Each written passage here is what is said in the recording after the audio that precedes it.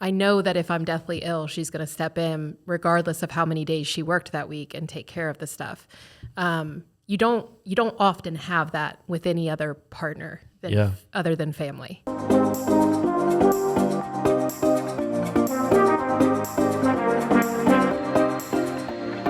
Welcome to the Small Nation Podcast, brought to you by CoverLink Insurance, where people are more important than policies. On this show, we unpack lessons from entrepreneurs, break down development strategies, and do deep dives on small town success.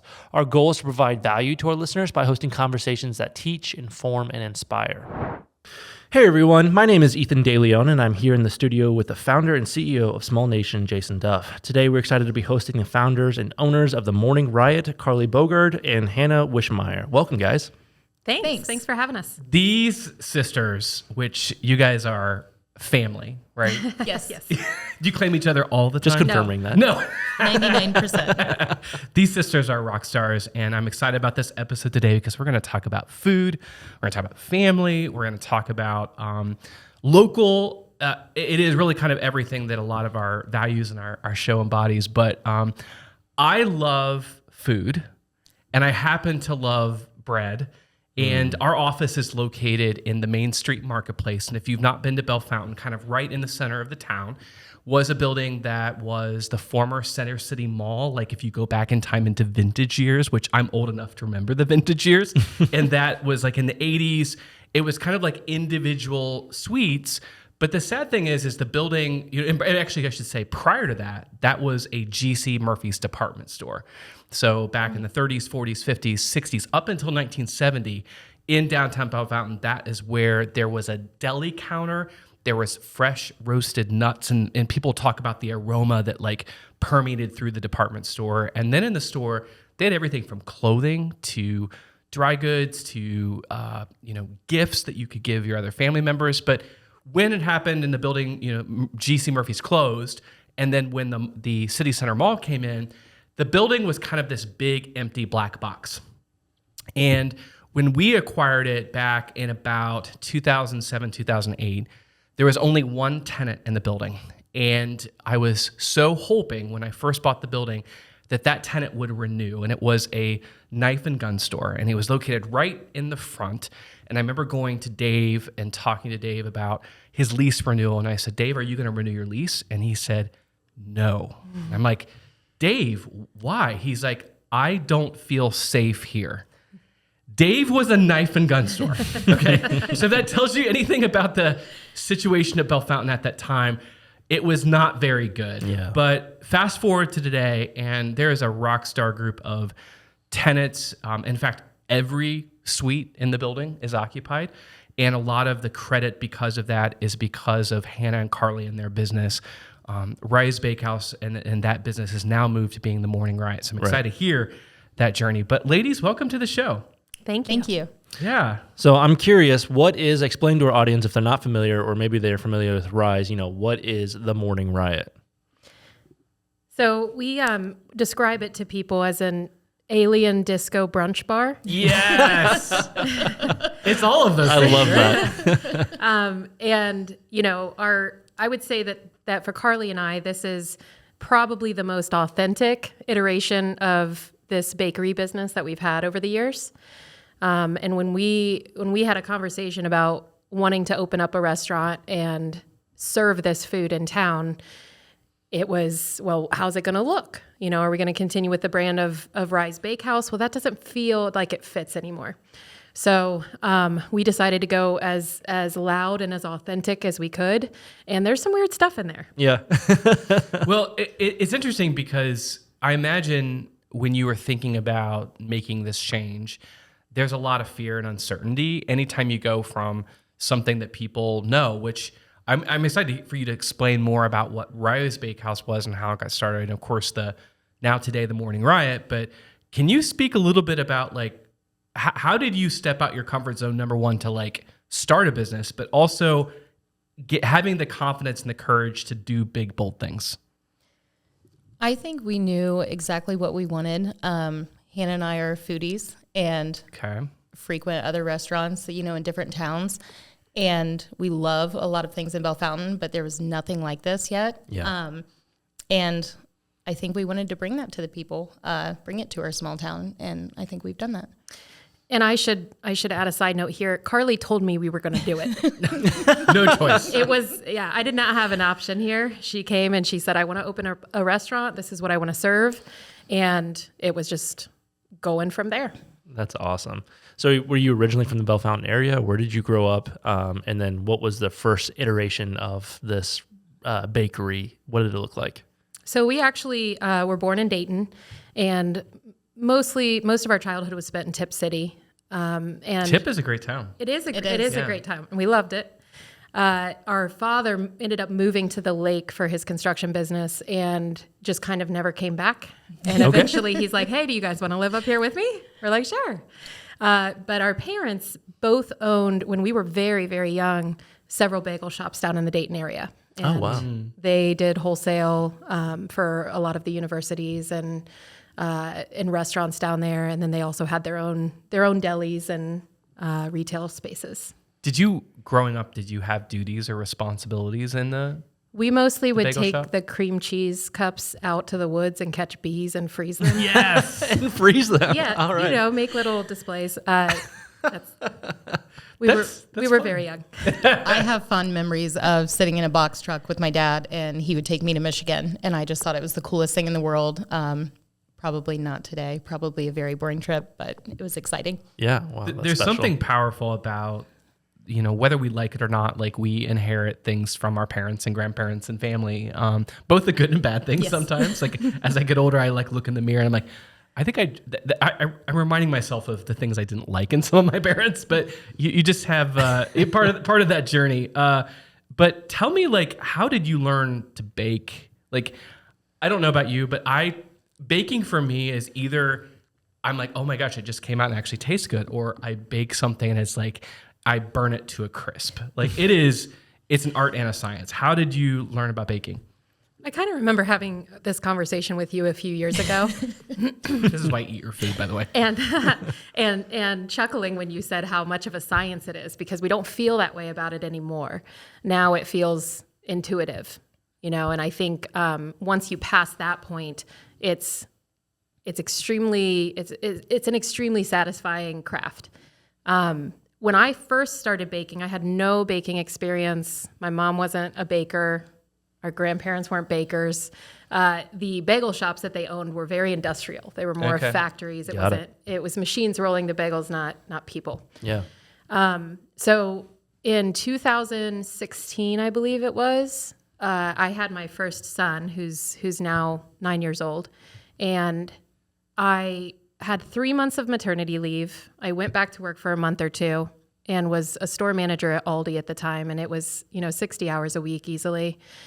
And I just said, I don't want to do this anymore. So I came home to stay with him, and that worked for about 6 months, and then I was painfully bored. Yeah. So there was a farmer's market opening up down the road, and I offered to volunteer and help them get it off the ground and just be whatever they needed. If they needed someone to help set up or run stalls, I was there for it, and I took him along with me every time. The farmer's market struggled to keep vendors, to keep customer traffic up, and they never had a baked goods person. So I was trying to figure out how I could help the market. And I said, well, I'm sure I can bake something. Like, how hard can it be? Yeah. Wow. Which is hilarious. if you've ever started baking, it's hilarious. So I went home and I made some things, and they were terrible, but I didn't know it. And Did you have to eat some of these things? Some of the early pictures that we get to see now, they are awful. They look like rocks. They tasted like rocks too, but the customers were really, really nice. And they were encouraging, and they loved the meaning behind what we were doing, the purpose behind the way we were baking, which was without preservatives, clean ingredients, local ingredients whenever we could get our hands on them. With intention on what we wanted to feed our kids, what we would be comfortable putting on their plates was how we chose our products and ingredients. So they were all very encouraging. We ended up at the Logan County Farmers Market, which is much larger, for a year or two, and the bread started to get better. after All a right. year or two. Yeah. Yeah. Some got your reps in, huh? Yes, exactly. So, Carly. Which, for those listening, what were some of the products that you were selling? And I just remember getting introduced to your sourdough, but I don't know if it started with sourdough first. No, at first, the original name of the bakery was Bahana Bread. Ooh, banana bread. We started with banana bread, and then it seemed a little silly after a while. It was like, well, we actually don't want a bunch of sugar in our bread, and bananas aren't really a local ingredient that are in season ever, so maybe we should switch it around a little bit. We moved more towards artisan breads, and really stuck with that. It was like rolls, artisan breads. We did some quick breads, no sourdough for a year or two. And then we started playing around with sourdough. We picked up the wholesale account from Brew Fountain with the pretzels, and then started doing pretzels and bagels, and pastries came when we moved into the marketplace. There's a really important lesson, and I've shared this with a few guests and people that come in. I love the Brew Fountain example because about the same time that you were starting in the farmers market, a group of guys here in town that founded a club called the Bellefontaine Body Bearding Club started like hosting events with other bearded groups from around the country to come to Bellefontaine, and meeting Jeremy and Brian and Adam, and literally them deciding after seeing other restaurants open up here, the craft beer scene was not very good here. You had to drive 60 miles away to get a good craft beer. And we got to interview Adam on the podcast. I think it's one of the first 5 episodes about the Brew Fountain story. But he celebrated you guys because in the beginning, their kitchen was like a closet, tiny.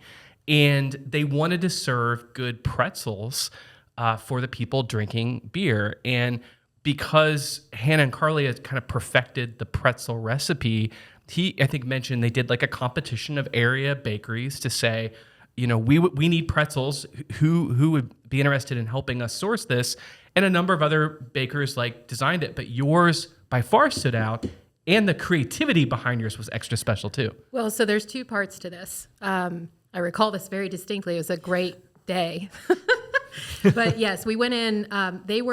Their current pretzel maker was, I believe, leaving, and they needed someone that could take it over almost immediately, seamlessly, so that they didn't lose any quality to the product or what the customers expected. No pressure. Yeah. And also, when you get here, by the way, there's other bakers here that are also watching, that are also vying for the account. And Right. I had no experience at that point. I was just very matter of fact when we got there, like, I'm going to take videos. I can easily replicate what they're doing already. And I can also, if I'm making notes, give him almost immediate pricing if I'm prepared. So I think that's what Adam appreciated. So we were doing the pretzels with their pretzel recipe for several months. And then he said, I don't want this anymore. I want something else. And I'm like, oh. Surprise. Okay.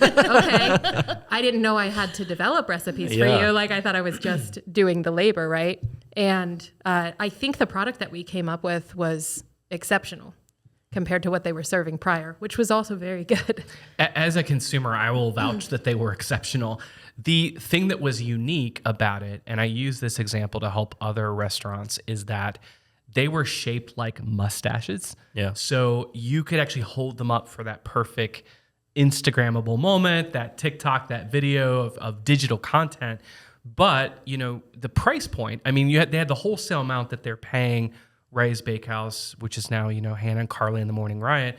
But their servers were trained to upsell. And this is a really big thing in sales and in business. And I want to help as many people be as profitable and successful, because profit and energy are kind of like the same things. When your business makes more money, you can invest more in your people and your equipment and all of those things. But their servers were really well trained at Brew Fountain to say, would you like to add the locally made mustard and the house-made beer cheese?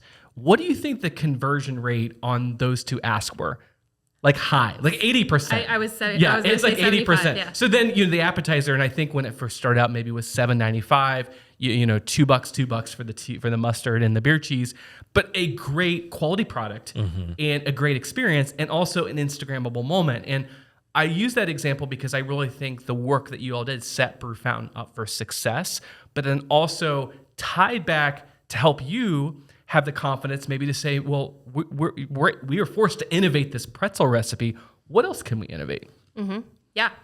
We actually, after we established that pretzel recipe, we use a similar process for our bagels, which I won't get too technical or boring back into history. But originally, bagels were not boiled; they were finished in a lye solution, like pretzels. Okay. So we still use that method for our bagels and our pretzels. Wow.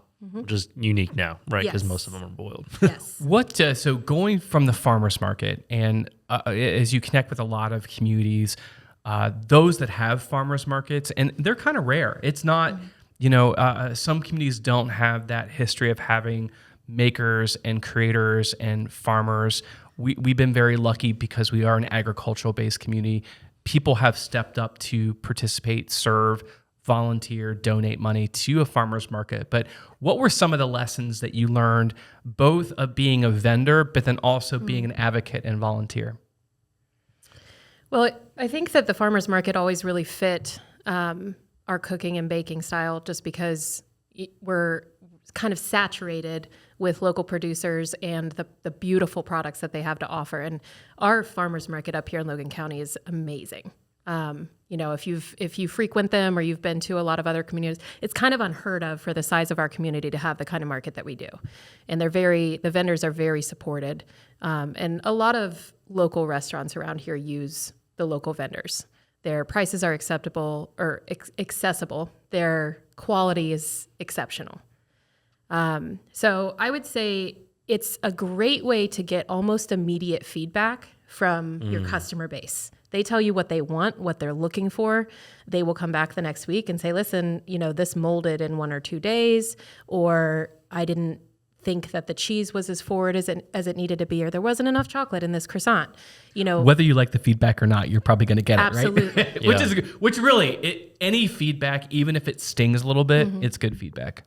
Yeah, and I think that's probably one of the most important things about being an entrepreneur is how you take that feedback.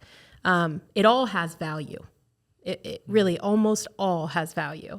And if you can not take it personally and look at it as a way to improve what you're offering, I think your growth potential is kind of endless.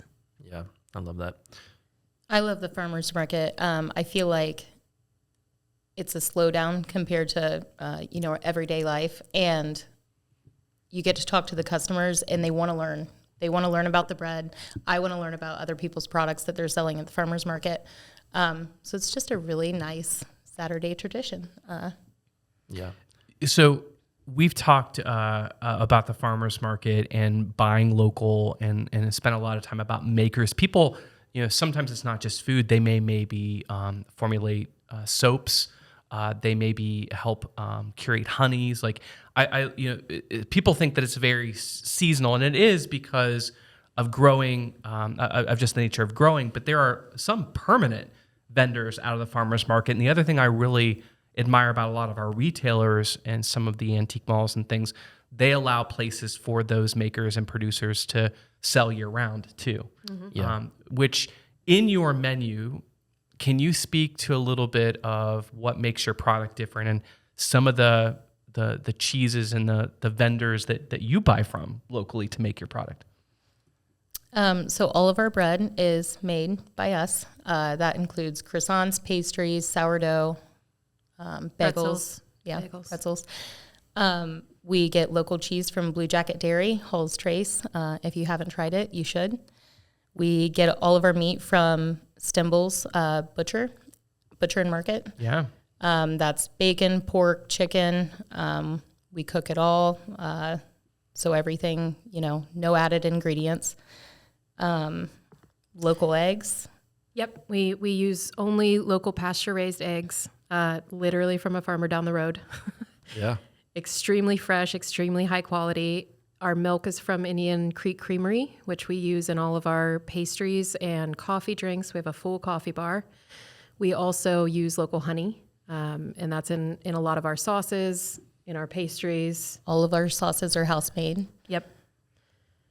So that's a few. We've got a list of roughly 12 to 15 rotating vendors that we buy from weekly. That quality carries through to the final product, right? Yeah. Can I say sure hope one so. of the criticisms that I hear, and you get on social media feeds, and I saw something last week, is that someone was complaining about the restaurants we have in the area, and really probably one of the point of pride that I have is I think we have some of the best dining options.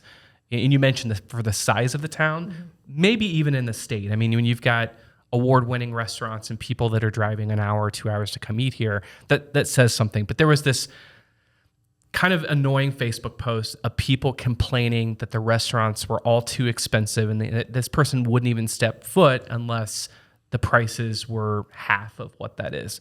So how do you handle that criticism when you're hiring local people, when you're curating a unique experience and you're utilizing local products, which I imagine sometimes would be double what you would see in a grocery store, if not more? How do you handle that criticism?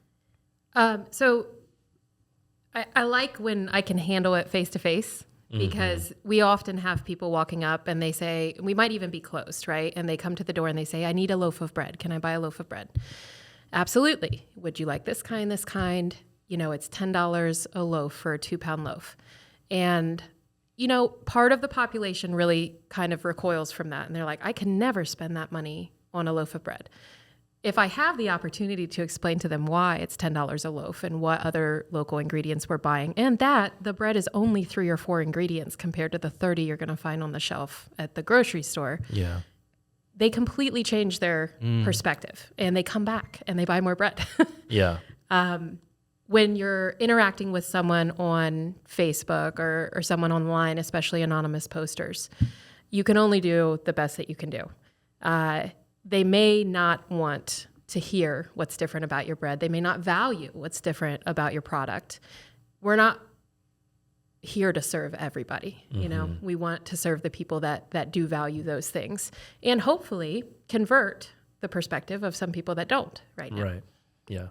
I love that. That's really good perspective. Take that conversation offline. I think that lesson can carry through to all types of businesses, not just a bakery. But I love your guys' story and how you went from farmers market iteration to landing your first deal with Brew Fountain. And I want to talk a little bit about how that changed your business.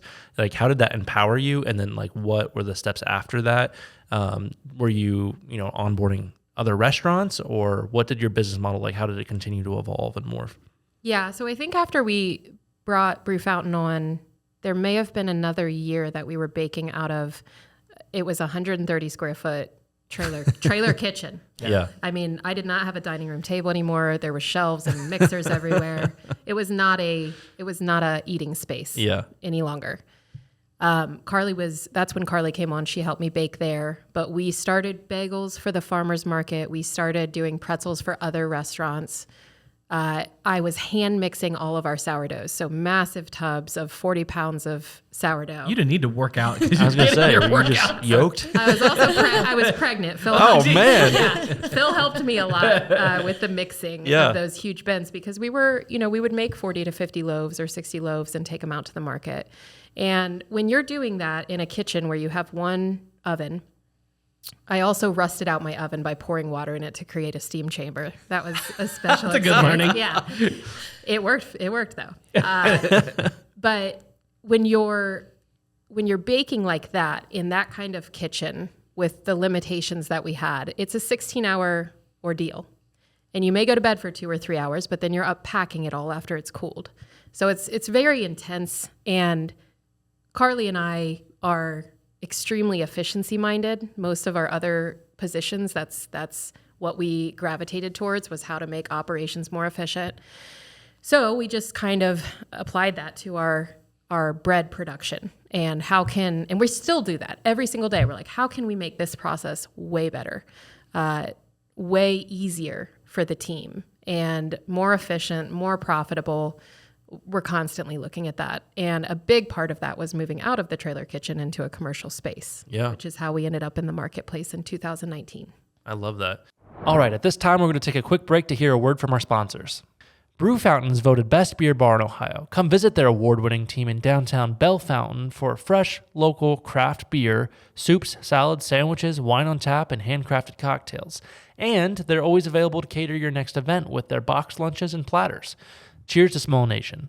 Come check out 600 Downtown Pizzeria in downtown Bellefontaine, where they cherish the art of making the most authentic, unique, and delicious, world-famous and award-winning pizzas. Their team hand-spins each pizza the old-fashioned way and only uses the freshest of ingredients. Come see why they were featured on the Food Network. So can you take me back, because I don't think I was part of the team at that point. What did that initial conversation look like, checking out the space? And Jason, why did you want someone like them in that space? Well, the iteration of the marketplace, we went from Center City Mall and one tenant, and to close the story, the knife and gun store, I was able to keep him to stay, but we agreed to put him in the basement. And his concern about staying in his safety was that he thought someone would break into the front glass windows and steal his inventory. So when we moved him to the lower level, it gave an opportunity to really place make and dream a little bit of the types of businesses that would be a good fit in the marketplace. And the benefit of that building, it's very prominent. It's got a nice back entrance, which faces a large city parking lot.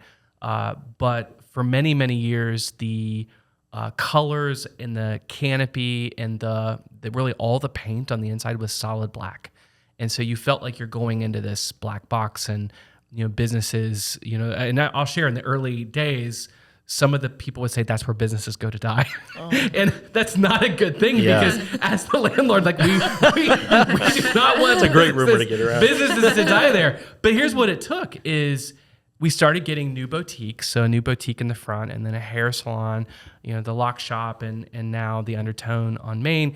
But when you got a salon in there, every hour those chairs would change with different people. The boutique was there, and then new tenants started filling. And then Jazzercise was always a great anchor on the second floor. And what we were listening to, it goes back to what Hannah and Carly were saying, like listening to your customers.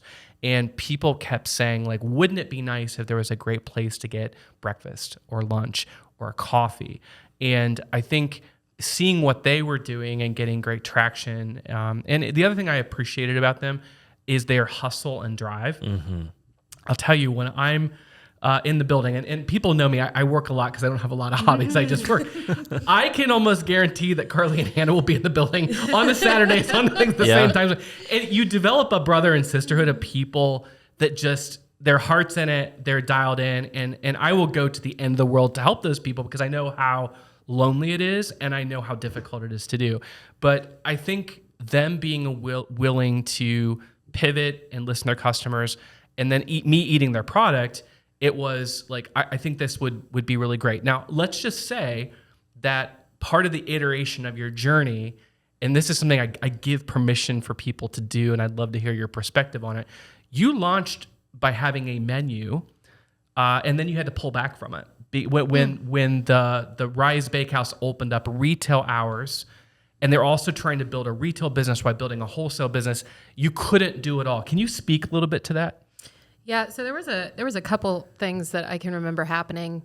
The first one was we launched, and I think we were open Thursday through Saturday. Does that sound right? That sounds right to me. Yeah, I think 5 sandwiches on the menu. Yeah, and we had a dream that everybody could build their perfect bagel sandwich for breakfast. So our menu... You had to provide all the options for our people. menu was a build your own, and oh my God. I mean, you remember that, I right? do, Okay, yeah. So we found out pretty quickly, obviously, that it takes a long time for someone to consider all those options. They get paralyzed, in fact. They just will Yes. stay up at your counter, and they bright-eyed will look at this while you have a line of people, but they're just stuck here, right? Yeah, and we had a lot of ingredients that we had to explain too, and sauces that, we were really proud of, but it wasn't obvious by the name what they were, and people need to know every detail of what's in a sauce. They do. Yeah. So we, the second iteration, I guess, to that cafe idea was that we cleaned up the menu and we came out with it was like 5 or 6 sandwiches that were, that we dictated what was going to be on them. And that went really, really well until I got pregnant again. And I was working until I was like going in at 1:30 or 2 in the morning. So, and you know, it was definitely a choice. We made choices after that to change the structure and the way that our processes worked so that nobody has to work at 1:30 or 2 in the morning to get the cafe open. But that's what I was doing at the time. And it wasn't sustainable, obviously, through an entire pregnancy. So we made the decision to close the retail and kind of pursue our wholesale side of the business, which we were doing at the time. I mean, we were doing as soon as we moved into the commercial kitchen, even a little before. And that went really well, but it was probably like you and me. Only you and me. Yeah, it was you and Yes. me for years, just Yes. doing the wholesale. But we had complete control over our schedules, which is really nice when you have small children. It's efficient. There's no weekends. It's profitable. You don't have almost any waste. You can, make stuff in masses. Yeah. Wow. That's crazy. And you also started making pizza to support other pizzerias. Yeah. Yep, we do pizza dough. We still, Carly will laugh at me about this, but I have this eternal dream of bringing incredible breakfast pizza to Bellefontaine. Breakfast pizza. I would support that. Breakfast pizza, I'm on board. yeah. I love breakfast pizza, and I am a very hard critic. So we will get there someday. Okay. I love it. Well, if we fast forward to today, the Morning Riot, and you really have to come see it at 130 South Main Street in downtown Bellefontaine. It is inside the Mainstreet Marketplace. Part of the collaboration between our tenants in the marketplace and we as the landlord was visioning up. I didn't want that black box, that history of that black box to remain. And then also our facade and our canopy was starting to rip. The paint was starting to chip. And truthfully, with all of the other iterations of how downtown Bellefontaine has started to come alive, the marketplace, even though it was done 15 years ago and had some upgrades at that time, it was getting tired. And so we brought the tenants together in the building and did kind of a community town hall, listening for feedback. And some of the feedback that came up is that the tile on facing the sidewalk was really dark and everything looked dark. And people felt that with the windows and the tent and the windows, the building felt like it was closed. And so listen to that feedback. The other thing is there were some complaints that the branding of the building, people still would call it the Center City Mall, and there wasn't clear what the marketplace is, so the signage was off. And then because the inside had a lot of shops and also was getting ready soon to have a new cafe, really having signage that would be specific to that. So we worked with architects, we brought in a professional sign company, and we visioned up some renderings because as Carly and Hannah were describing their vision, they laid out some renderings that were bold. When I say bold, like colors, like I would never imagine could all work together. But when you get in there, they all work together and it's like fun and neon signs and, gigantic light fixtures that have feathers hanging off of them. I mean, you just go in there and you feel happy when you're in the space. But it would be mistaken is if the outside of the building didn't pay some homage to what's going on the inside. So if you go by today, we, the landlord, working with Hannah and Carly and a lot of our tenants, made some major investments in new signage. The lower half of the facade is painted this really pretty orange color, which they have that same color that carries through in their branding. And then some bright yellow cafe tables. And part of the reasons why we even keep the cafe tables out in the winter. People make fun of me for doing this, but it's like it is the pop of color, there's something psychological that there's a place to eat inside of there. Mm-hmm. And then now they've made some major upgrades with the way that people can place orders and get people through the line. Do you want to share, when you walk into the space, what are some of the learnings that you've had of how they interact with their menu, they work with your staff, for the kind of things that they can order at the Morning Riot? Yeah, so we just got a self-ordering kiosk, which is extremely exciting. And so it is the first one in a small innovative restaurant shop. I've seen them with some of the larger brands, but I have to give you a lot of props with that. And I've taken some pictures to share with us because you've done such a nice job with that. Yeah, it's been fantastic. It's extremely easy to use. You can pretty much skip the line on a Saturday if you just need a sandwich or just a coffee. Order on the kiosk and we can get it out to you. But but you also do have the option to go up to the window and talk to our cashier. You can ask all the questions that you need to, kind of look around, look at the menu, take your time. What would you say, do you think the percentage of orders that are placed on the kiosk now? Would you say 30 to 50%, depending on the day? Yeah, I would say probably on Saturdays, we're close to 50%. Wow. Has that improved the productivity since you've implemented that Absolutely. too? Okay. You can feel it in the front that they have more time to make drinks. Things are running smoother up there. There's also 2 point of sales now. So obviously we can move more people through in less amount of time, which is fantastic. So to do that, that takes investment. It takes work and programming. Like, can you share, was it clunky figuring that out, or was there any fear that you had with that? I'm probably naively just not afraid of a lot of things. I'm very open to trying and failing. And I asked our toast rep if we could get a kiosk in there, and they're like, well, it's a little bit of money. And they actually were able to get us a unit free of charge if we just started paying for the software, which is like $40 a month. And I don't know if it gets more expensive. I think it might be the same if we add additional kiosks. Don't quote me on that. But That's extremely affordable when you consider that you're paying someone to stand at the register. Like it's less than a day of labor easily. So no, it probably took me a day to set up.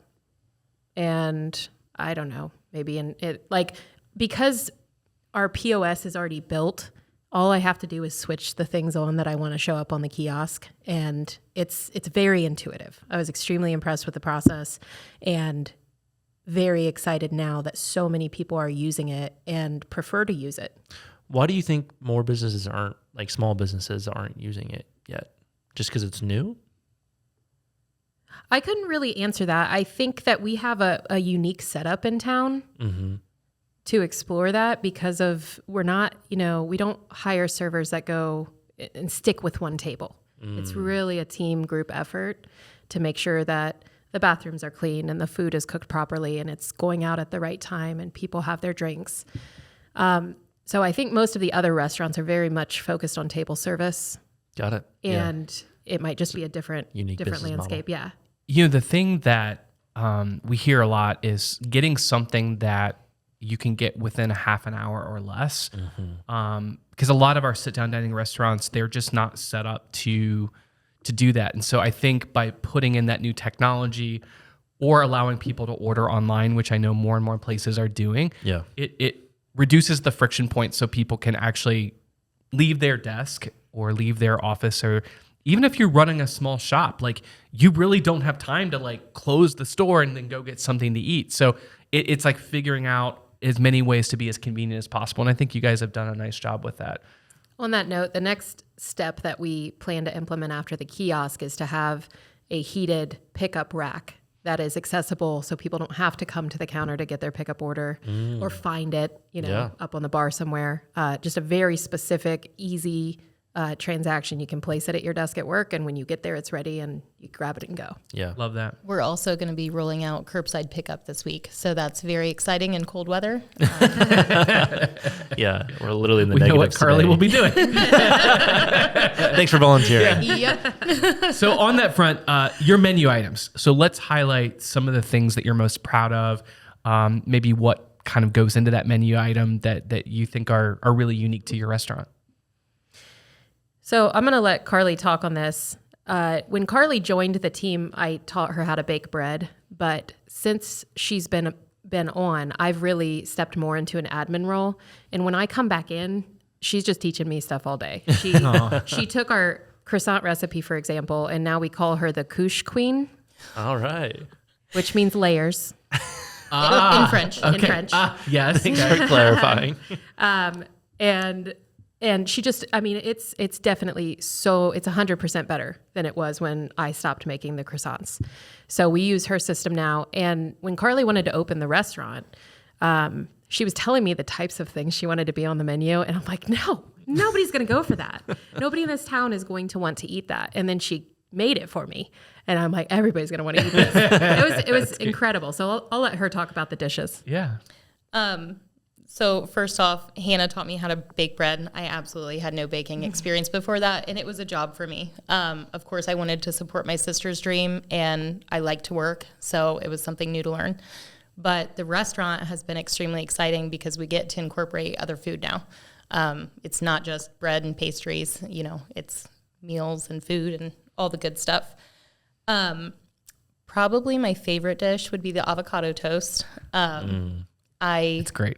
And everything on the menu, really, Hannah and I sat down and talked about, and it's something that we would eat or we would feed our families. So So can I say, in most towns our size, avocado toast does not exist. That was a very Western, the California, New York. But the surprise is avocado, we were learning about all of these health benefits of it. And people that do care about what goes in their body, where their food is sourced, and wanting to get nutrition. I'm so happy to hear that's selling so well because it is a great menu item. That's one of my favorite things to order when I get there. But thank you for having the courage. And I guess what would you say for other restaurateurs that are listening, thinking that same thing? Avocado toast probably will not work in my small town. It's the second or third best-selling item on the menu. It might be second. Wow. Yeah, I just think that some of these foods that the majority of people love can just be made cleaner. They just have extra added ingredients that are not good for us. And if we can show people that they still taste the same, even with less ingredients, then, can't be a bad thing. And that's what matters to me. Whole foods, clean food. Avocado toast. We have a pork banh mi bowl. That's good too. A lot of these things I've probably eaten in Columbus or bigger cities or, when we're traveling Michigan. But I make them at home. I mean, that's what, if I'm going to make myself something to eat, that's what I want. So now we have it at the restaurant and we can share that with other people. And I'm just happy that everybody loves it too. Yeah, I think people who enjoy the bigger cities, the experiences there, appreciate being able to find something like that in their own small town. And they have enough, if you get enough restaurants doing the same thing, then you have quite the experience in a small town, which is really cool. I think the big key is getting customers to trust you before they step into one of your riskier dishes. The most popular dish that we sell is called the Common Man, and it is a basic bagel breakfast sandwich. But a lot of people that have eaten it have had the bagel that we serve the avocado toast on. So now they may just be trying avocado, or they may just be adding the pickled vegetables, or just one thing, but they know how good the other components are. And I think that removes a little bit of the hesitation. Yeah. We also serve French fries. I just wanted to throw that out there. I have a 14-year-old son. Hannah has 3 kids, and we want everybody to be able to enjoy something there. So there's French toast, there's French fries, pretzel bites and queso. There's things that aren't for foodie people. Yeah. The other thing that I'll comment is I've had a chance to get to know and meet many of your staff members. And you mentioned that when you first started out, it was just you guys.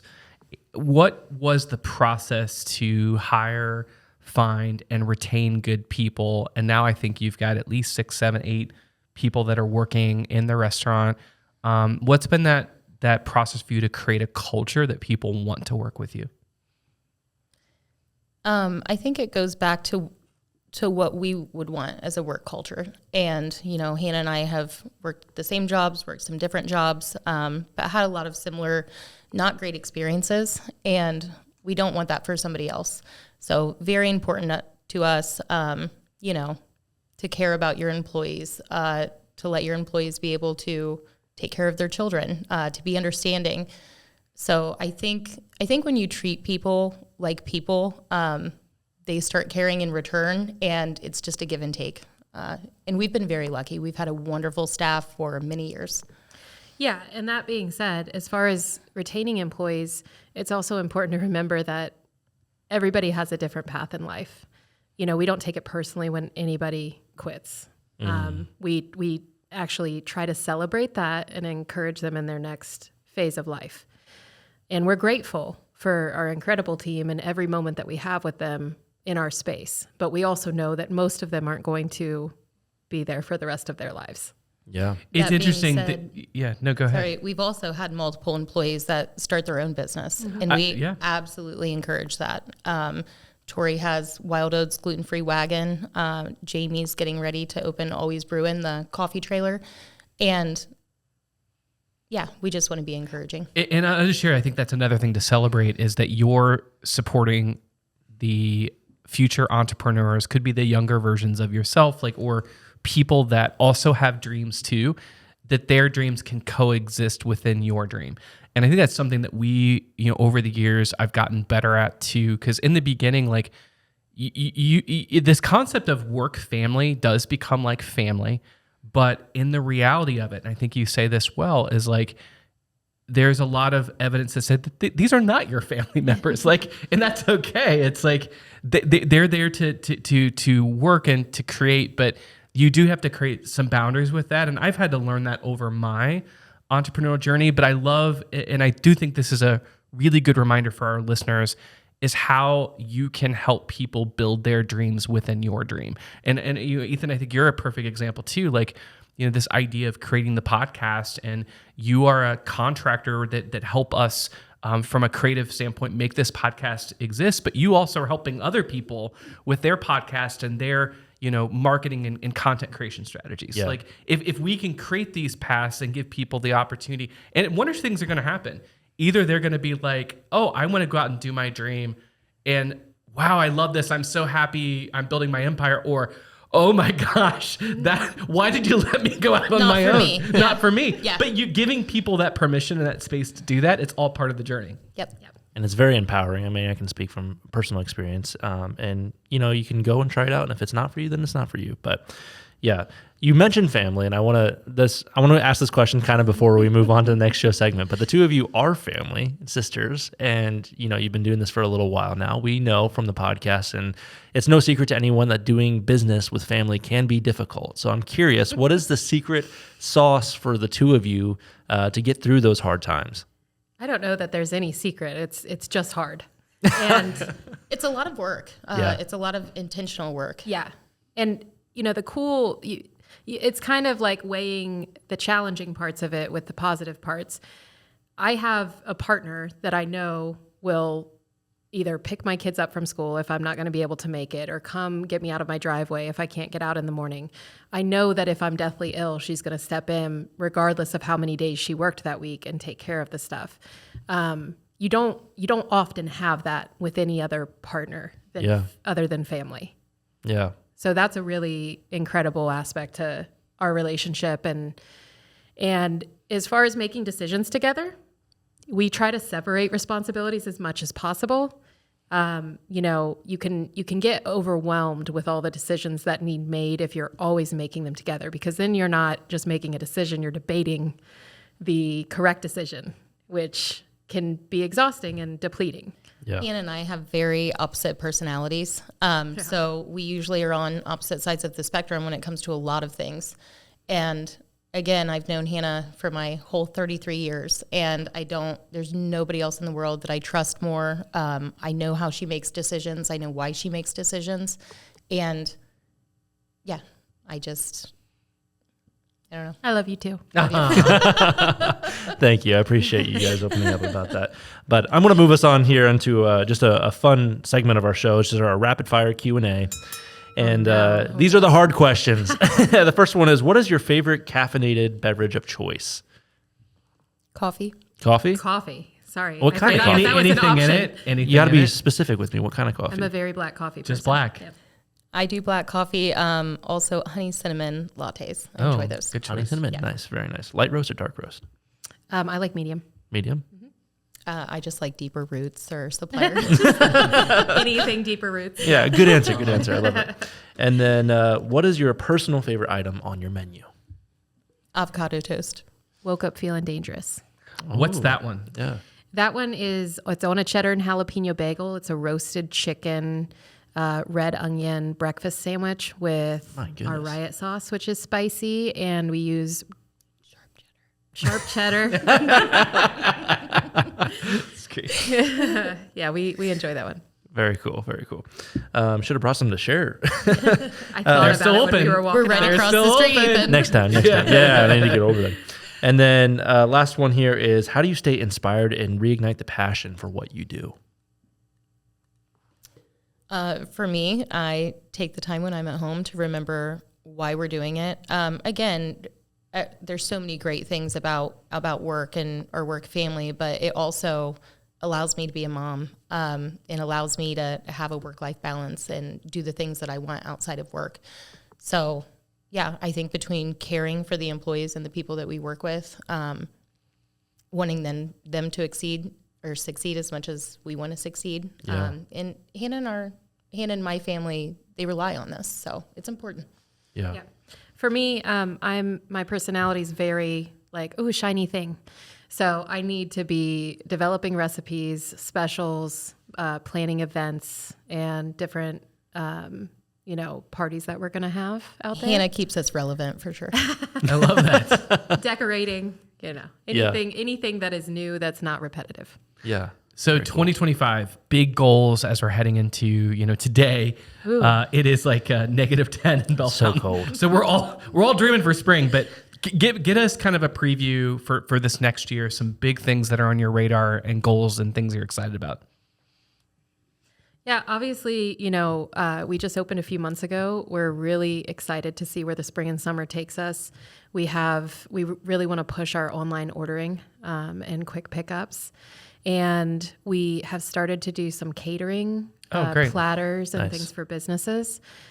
I think we're gonna lighten up on the wholesale a little bit and really focus on the restaurant. But Lots of events coming up. we do have lots of events coming up. We have a speed dating one at the end of February if anybody's single. Hey. We've got a lot of we're doing some sourdough baking classes and probably going to add some more bread classes to the summer. But our main focus right now is just dialing everything in, standardizing as much as we can. And I think that'll give us the stability to see if we want to open up another one.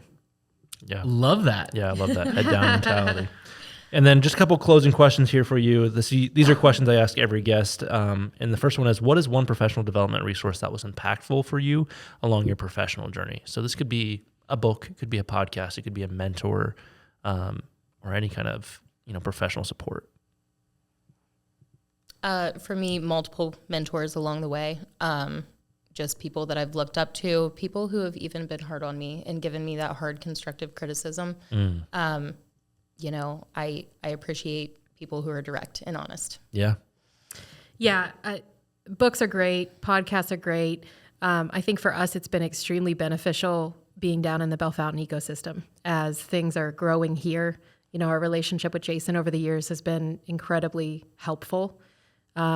We have close relationships with a lot of restaurant owners, and they're honest. If I take them a dish or I ask them to run through the kiosk and tell me what hurts, right? Like what is not feeling great about that experience, I get 100% honest feedback. Wow.